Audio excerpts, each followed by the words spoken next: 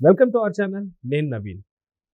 జగన్ కోవట్ వెంకట్రామరెడ్డికి సరిగ్గా బుద్ధి చెప్పారంటూ వస్తున్న వార్తలు, అది కూడా సెక్రటేరియట్ ఉద్యోగులు. సో ఆ విషయమై మనతో మాట్లాడడానికి పొలిటికల్ అనలిస్ట్ అంకంరావు సార్ ఉన్నారు. సార్తో మాట్లాడతాం. నమస్తే అండి. నమస్తే. సో జగన్ కోవట్గా పిలువబడే వెంకట్రామరెడ్డికి ఎవరో కాదు, సెక్రటేరియట్ ఉద్యోగులే సరిగ్గా బుద్ధి చెప్పారంటూ కూడా వార్తలు వినిపిస్తున్నాయి. ఏంటండి అంశం? ఇప్పుడు వెంకటరామరెడ్డి ఆ రోజు కూడా అతన్ని ఎన్నుకున్నది అధికారం ఎవరైతే ఉన్నారో వైఎస్ఆర్సీపీ పార్టీ వాళ్ళు ఉద్యోగస్తులను భయపెట్టి అతన్ని నాయకుడిగా నిర్ణయించుకునే విధంగా ఆ రోజు వాళ్ళు చక్రం తిప్పారు. కానీ ఈరోజు పరిస్థితి వేరు. అతన్ని నాయకుడిగా ఎన్నున్న తర్వాత ఉద్యోగస్తుల సమస్యల గురించి పట్టించుకోకుండా వైఎస్ఆర్సీపీ పార్టీకి అనుబంధంగా ఉద్యోగస్తులను తయారు చేసే కార్యక్రమంలో భాగంగా అతను చేసినటువంటి కార్యక్రమాలన్నీ కూడా ఈరోజు ఉద్యోగస్తులు అందరూ గుర్తించారు. కాబట్టి ఈరోజు అతను చిత్తుగా ఓడించడం కూడా జరిగింది. ఏదైనా ఒక రాజకీయ నాయకుడైనా, ఒక ఉద్యోగ సంఘ నాయకుడైనా, లేదంటే ఒక ఉద్యమాలు చేసే వాళ్ళకి ఏదైనా సరే ఒక దశ అనేది ఒకటి ఉండాలి. అది లేకుండా మేము ఏది చెప్పినా వింటారు, మమ్మల్ని ఎన్నుకున్న తర్వాత మా మాటే చెల్లుబాటు కావాలి, లేదు ఇప్పుడున్న అధికార పార్టీకి మనం కొమ్ముగాయాలా, కాబట్టి నాతో పాటు మీరు కూడా కట్టు బానిసలాగా వాళ్ళకి వ్యవహరించాలి అని చెప్పని ఈ విధంగా వ్యవహరిస్తే ఏం జరిగిద్దో ఇవాళ మనం ప్రత్యేకంగా చెప్పుకోవాల్సిన అవసరం లేదు. అతని మీద అనేక అభియోగాలు ఉన్నాయి. అలాగే వాళ్ళ శ్రీమతి ఆ పార్టీతో అంటగాగుతున్న విషయం కూడా అందరికీ తెలుసు. మరి ఈ పరిస్థితుల్లో ఎన్నాళ్ళు ఇంకా అతన్ని అధికార మార్పిడి జరిగిన తర్వాత ఇన్ని రోజుల తర్వాత అతను ఓడిపోవటం అంటే ఇప్పటికే చాలా ఆలస్యం జరిగిందని అయితే నేను భావిస్తున్నా. ఎందుకంటే చూస్తూనే ఉన్నాం, ఈ కూటమి ప్రభుత్వం వచ్చిన తర్వాత ఉద్యోగస్తులకి వాళ్ళు పెట్టినటువంటి 30,000 కోట్ల రూపాయల బకాయిల్లో 12,000 కోట్ల రూపాయలు కూడా తీర్చేసింది. కొన్ని అంశాలు కూడా మొన్న సామరస్యంగానే పరిష్కారం అయినాయి. గతంలో వీళ్ళు ఏదైతే కోరుకున్నారో వాటికి విరుద్ధంగా ప్రభుత్వం చేసినా కూడా నోరు మెదపలేని పరిస్థితి. ఈ నాయకులుగా ఉండి వాళ్ళ దగ్గరికి వెళ్ళేసి ప్రభుత్వం ఏదైతే తీసుకొచ్చిందో దానికి అనుగుణంగా ఒప్పేసుకొని బయటకు వచ్చిన తర్వాత సంఘ నాయకులు కాబట్టి వాళ్ళు సంతకం పెట్టిన తర్వాత అది చెల్లుబాటు అయ్యే విధంగా ఉండేది. ఆ రోజు ఎవరు ప్రశ్నించేది లేదు. ప్రశ్నించిన వాళ్ళని ఏం చేశారు, సూర్యనారాయణ కావచ్చు, చూస్తూనే ఉన్నాం. ఇక్కడ అధికార పార్టీ అండదండలు ఉంటే అరాచకం ఎలా చేయొచ్చు అని చెప్పిన వెంకటరెడ్డి కూడా చూపించాడు. పిహెచ్డి చేసినట్టే, అందులో అనుమానమే లేదు. కాబట్టి ఇక్కడ జరుగుతున్నటువంటి ప్రతి పరిణామాన్ని కూడా గమనించిన వాళ్ళే ఈరోజు అతన్ని చిత్తుగా ఓడించడం కూడా జరిగింది. ఇది ఏ ఉద్యోగ సంఘాన ఏ నాయకులకైనా సరే ఇది వర్తిస్తుంది. ఒక ఉద్యోగస్తులుగానే కాదు, ఏ నాయకులకైనా కూడా ఇదే వర్తించింది. ఎందుకంటే ముందుగా అధికారంలో వచ్చిన తర్వాత ఒక పదవి చేపట్టిన తర్వాత పదవికి ఇవన్నీ ఎప్పుడు తీసుకొస్తారు? నిజంగా ఇలాంటి ఉద్యోగస్తులు ఉంటే వాళ్ళకి సమస్యలు ఏదన్నా ఉంటే సామరస్యంగా ప్రభుత్వంతో మాట్లాడుకొని ఘర్షణ వాతావరణం లేకుండా ఇద్దరికీ మేలు జరిగేలాగా. సహజంగా ఇద్దరికి మేలు అంటే వీళ్ళు ఒక 100 రూపాయలు కావాలంటారు, ప్రభుత్వం 40 రూపాయలు ఇస్తానంటది. అప్పుడు ప్రభుత్వం కలిసి మొగ్గు చూపారనుకోండి, ఉద్యోగస్తులకు అన్యాయం అనేటుంది. ఉద్యోగస్తులు మొండిగా ఉన్నారనుకోండి, ప్రభుత్వానికి నష్టం జరిగింది. ప్రభుత్వం అంటే ఎవరో ప్రజలు కదా. కాబట్టి సామరస్యంగా ఆర్థిక పరిస్థితులు ఏ విధంగా ఉన్నాయి అని చెప్పని దాన్ని 50 రూపాయలు 60 రూపాయలకు ఒప్పించేసి సామరస్యంగా ముందుకెళ్ళడం. సహజంగానే ఎవరైనా కోరికలు కోరేటప్పుడు ఏ ప్రభుత్వం అయినా వాళ్ళు కోరిన కోరికలన్నీ తీరుస్తాయని వాళ్ళు అనుకోరు. అందుకనే ఒక కోరిక ఇంకా 4 కోరికలు జత చేస్తారు, ఎందుకంటే ఒకటైనా తీరుస్తారు కదా అనే ఉద్దేశంతో అలా ముందుకెళ్తూనే ఉంటారు. ఆ క్రమంలో భాగంగా వీళ్ళకు కూడా కొన్ని నెరవేరి అని చెప్పుకోవడం కోసం ప్రభుత్వాన్ని కూడా మొండిగా లేవు, మేము మీరు చెప్పిన దానికి ఒప్పుకొని ముందుకెళ్ళామని చెప్పని సామరస్యంగా తీసుకెళ్లే దాంట్లో వారధులుగా వ్యవహరించాల్సినటువంటి వీళ్ళు దాన్ని మర్చిపోయి మన విధి నిర్వహణ ఏంటి, మన విధి నిర్వహణలో ప్రజలకు మేలు చేస్తున్నామా లేదా, ప్రభుత్వానికి మంచి పేరు తీసుకొస్తున్నామా లేదా, దాని గురించి ఎవరు పట్టించుకోవట్లేదు.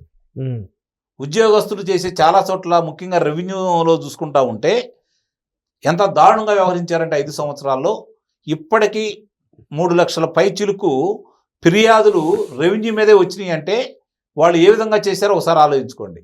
అంటే ల్యాండ్ యాక్ట్ తీసుకొచ్చారు కదా, దానికి సంబంధించినటువంటి ముందుగానే వాళ్ళు ఒక ప్రణాళికాబద్ధంగా చేశారు. అదృష్టం బాగుండి ల్యాండ్ టైటిల్ యాక్ట్కు సంబంధించి అదృష్టం బాగుండి ప్రభుత్వం మారిపోయింది కాబట్టి అందరూ కూడా ఈరోజు ఊపిరి పీల్చుకున్నారు. కానీ ఆ సమస్యలు ఇంకా కూడా ఒకదెగలేదు, వెంటాడుతున్నాయి. వాళ్ళు చేసిన దానికి ఈరోజు గ్రామాల్లో రైతులు ఎంత ఇబ్బంది పడిపోతున్నారు, భూమి ఉన్న వాళ్ళు ఎంత ఇబ్బంది పడిపోతున్నారు. దానికి బాధ్యులు ఎవరు? ఈరోజు వాళ్ళు చేసిన తప్పులు రైతులు ఎందుకు మూల్యం చెల్లించాలి? ఈరోజు ఆ తప్పును సరిదిద్దాలంటే రైతుల దగ్గర కావచ్చు, ఆ భూ యజమానుల దగ్గర కావచ్చు, లంచాలు డిమాండ్ చేస్తూ ఇస్తే తప్ప మేము చేయమని అంటున్నారు అంటే చేయాల్సిన బాధ్యత వాళ్ళదా రైతులదా? అసలు రైతులకేం సంబంధం? ప్రభుత్వం ఉద్యోగస్తులు చేయాల. వాళ్ళు కదా తప్పులు రాసింది, వాళ్ళు కదా ఇవి కావాలని చెప్పని ఆ విధంగా చిత్రీకరించింది. కాబట్టి దానికి రైతుల్ని లేకపోతే మిగిలిన భూ యజమానుల్ని బాధ్యత ఎందుకు చేస్తున్నారు? ఇది ప్రభుత్వం కూడా ఆలోచించుకోవాలి, ఎక్కడ ఎలా జరుగుతుంది ఏంటనే దాని గురించి.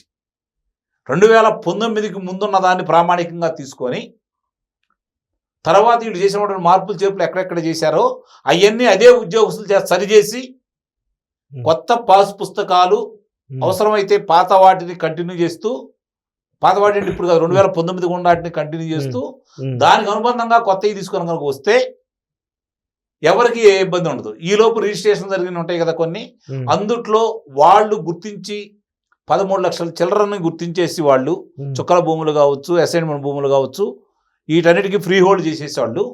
వాళ్ళు ఎన్ని వేల ఎకరాల భూముల్ని రిజిస్టర్ చేయించుకున్నారో కూడా బయటకు వస్తున్నాయి. కాబట్టి వీటన్నిటిని సరిచేయించి ప్రభుత్వ భూములు ప్రభుత్వానికి, అసైన్మెంట్ అంటే ఎవరైతే ఎస్సీ ఎస్టీలకి వాళ్ళకి ఇచ్చినటువంటి భూములు వాళ్ళకి,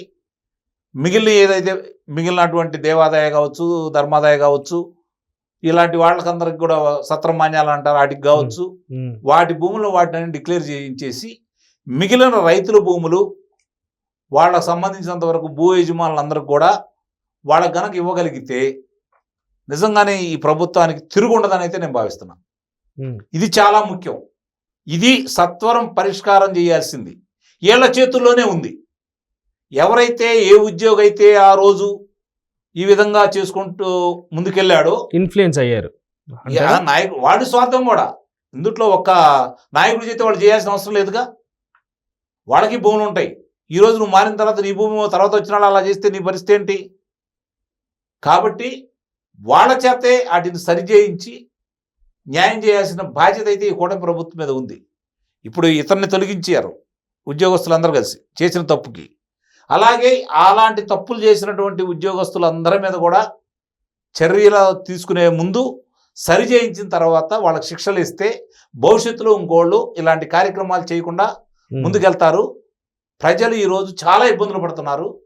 అది చిలికి గాలివాన కాకుండా దాన్ని ముందుగానే అడ్డుకట్ట వేయగలిగితే ఈ కూటమి ప్రభుత్వం వాళ్ళు అనుకున్న సక్సెస్ అయినట్టే.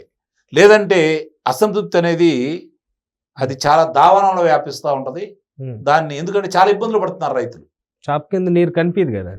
కాబట్టి ముందు గ్రామ స్థాయిలో మీరు పర్యటించండి, వాళ్ళ సమస్యలు అర్థం చేసుకోండి.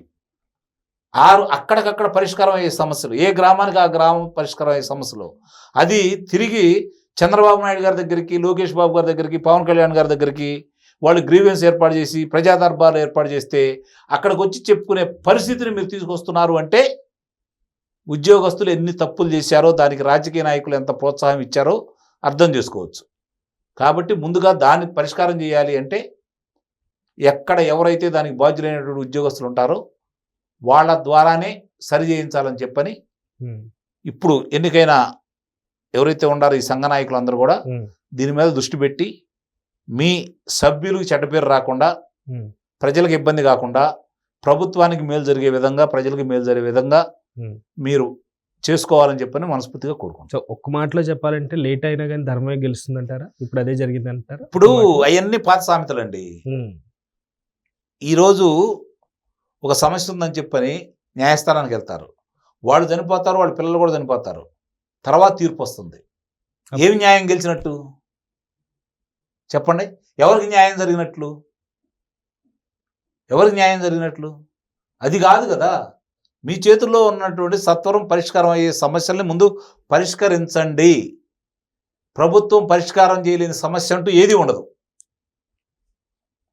జటిలమైన సమస్య ఉంటే ఎందుకు ఆ విధంగా అయిందని చెప్పని అర్థమయ్యే రీతిలో అందరిగా చెప్తే అందరూ సర్దుకుంటారు. ఎప్పుడైతే రాజకీయ నాయకులు, అధికారులు, లాయర్లు జోక్యం చేసుకుంటారో అప్పుడే ఏ సమస్య అయినా జటిలమైంది. పరిష్కారం చేయాలని ఇలా ముగ్గురికి కనుక ఉంటే ఎక్కడికక్కడ పరిష్కారం అయింది. ఇది గమనించుకోవాలి. Thank you sir, thank you so much అండి.